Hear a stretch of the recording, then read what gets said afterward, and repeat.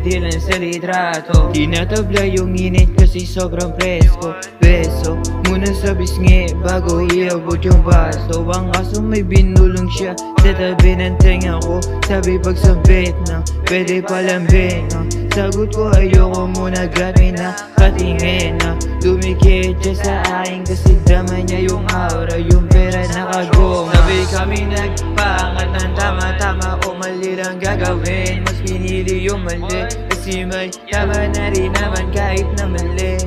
Yeah, puro pasok walang bitin.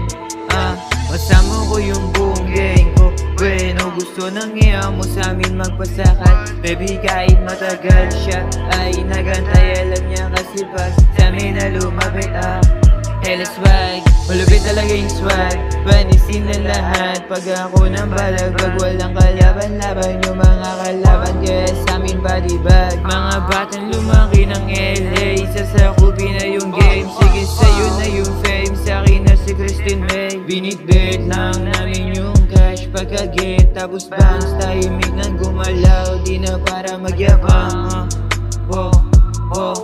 Sobrang init na sa panahon ko, buti naka-ice ako. Batang malamig, tinanggal yung init. Di nila masilip sa dami na sleep. Halata sa mukha kung sino nainggit. Buhay namin tahimik, may tulad tahimik. Pero wag lang subukan, baka lang di kayanin. Pag nagkakulitan, kumikinang palagi ice ko, alam mong presko.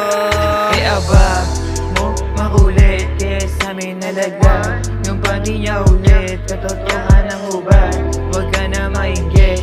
Gusto ba yun o ba? Kahit sabihin hindi ke malayo talaga, magwat natin dalawa. Ako'y na sa taas, at ikay na sa baba. Wag ka na magtaka, hinarap ko lang kaba. Alam mo naman palagba.